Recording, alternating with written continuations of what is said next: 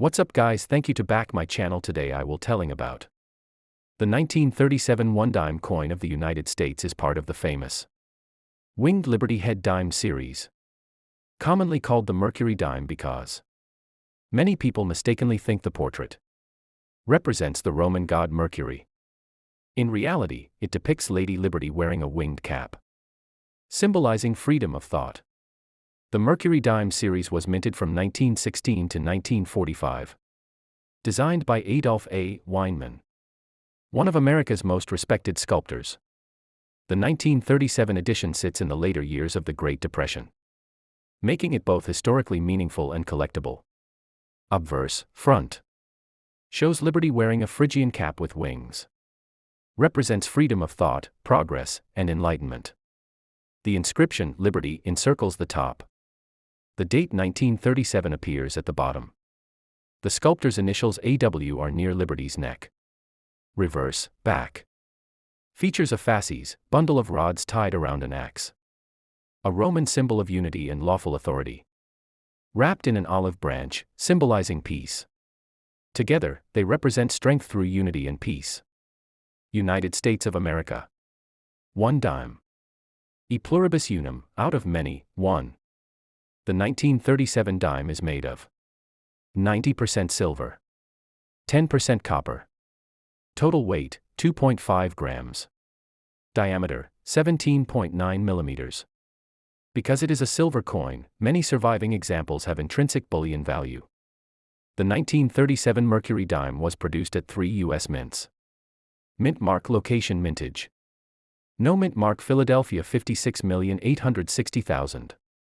D. Denver 17,169,000. S. San Francisco 9,740,000. The mint mark appears on the reverse, to the left of the fasces base. In 1937, the United States was still recovering from the Great Depression. Franklin D. Roosevelt was president, and the government continued its New Deal programs that aimed to rebuild the economy. Silver coins like the Mercury dime were everyday money used in shops, trolleys, and wages. The dime carried strong national symbolism. Liberty represented the nation's freedoms. The fasces represented collective strength. The olive branch showed America's desire for peace during an era of rising tensions in Europe before World War II. The 1937 Mercury dime is widely collected because it is a classic U.S. silver coin. It has an elegant design. Many examples survive in good condition because of high mintage. Collectors value the coin based on condition, circulated versus uncirculated. Mint mark, S-mint is scarcer. Luster and strike quality. Full band details on the fasces, known as full bands or FB, which greatly increases value.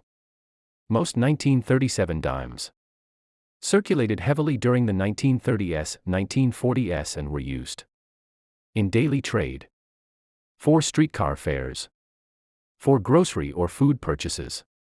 As part of wartime coin circulation during World War II, many were later removed from circulation after the rise in silver value during the 1960s. The Mercury dime remains one of the most beloved coins in American numismatics.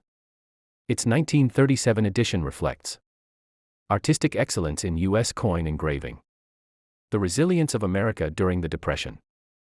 The final decade before the design was replaced in 1946 by the Roosevelt dime. Collectors view the 1937 dime as a symbol of beauty, history, and silver-era craftsmanship. The 1937 Liberty dime was a witness, a small, brilliant circle of metal forged in the fading light of the Great Depression. It passed through the hands of workers, housewives, soldiers, and children long before anyone cared about mintages or grades.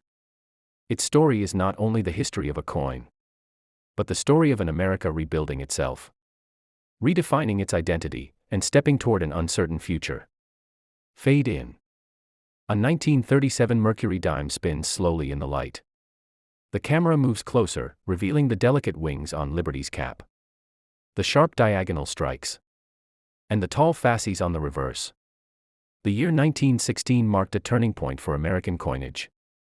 But by 1937, the United States had changed dramatically. To understand the 1937 dime, one must first understand the world that shaped it. The Great Depression's shadows. In 1937, the United States was still emerging from the darkest years of the Great Depression.